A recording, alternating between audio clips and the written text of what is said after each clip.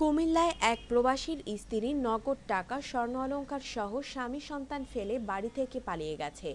এদিকে ঘটনার ৩ দিনেও কোনো সন্ধান মেলেনি নিখোঁজ স্ত্রীর। স্থানীয় বিভিন্ন সূত্রে জানা যায়, জেলার বুড়িচং উপজেলার ময়নামতি ইউনিয়নের কালাকচুয়া গ্রামের মৃত হাজী আলী আকবরের পুত্র সিঙ্গাপুর প্রবাসী আনোয়ার হোসেনের সাথে একই জেলার সদর দক্ষিণ উপজেলার বলারডেফা গ্রামের সিরাজুল ইসলামের কন্যা পান্না আক্তারের ২০০৬ সালে পারিবারিক সম্মতিতে বিয়ে হয়। এরপর তাদের সংসারে জন্ম নেয় মারিয়া আক্তার নামের এক কন্যা শিশু। সংসারের আর্থিক সচ্ছলতার জন্য আনোয়ার বিয়ের পর সিঙ্গাপুর চলে যায়। মাঝে সে দেশে আসা যাওয়া করে। এছাড়াও ২০১৫ সালে স্ত্রী পান্নাকে সে তার কর্মস্থল সিঙ্গাপুরে বেড়াতে নিয়ে যায়। সেখানে সে ৩ মাস অবস্থান করেছিল।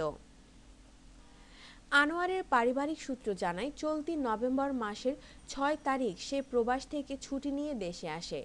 বিদেশে থাকাকালীন আনোয়ার তার আয়ের পুরো টাকা স্বর্ণ অলংকারী স্ত্রী পান্নার নামে পাঠায়। এদিকে দেশে আসার পর স্ত্রীর কাছে থেকে পাঠানো টাকার হিসেব চাওয়ার পর থেকেই গড়িমসি করতে থাকে। পরবর্তীতে গত ১৮ নভেম্বর আনোয়ার তার বোনের বাসায় বেড়াতে গেলে এসে দেখে স্ত্রী পান্না নেই। বাসায় থাকা কন্যা মারিয়াও মায়ের কোনো সন্ধান জানাতে ব্যর্থ হয়। তবে বাবা আনোয়ারকে বলে আম্মু নানুর বাড়ি যাবে বলেছে। এদিকে স্ত্রীর নিখোঁজের পর তাকে বিভিন্ন স্থানে খোঁজাখুঁজি করেও না পেয়ে শ্বশুর বাড়িতে খোঁজ করতে গেলে সেখান থেকে তারা পান্নার কোনো তথ্য দেয়নি।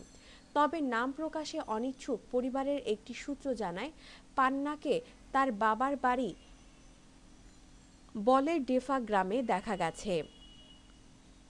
পরে আনোয়ার উপায়ন্ত না দেখে ২০ নভেম্বর রোববার বুড়িচং থানায় স্ত্রী পান্নার নিখোঁজের বিরুদ্ধে একটি সাধারণ ডায়েরি করে।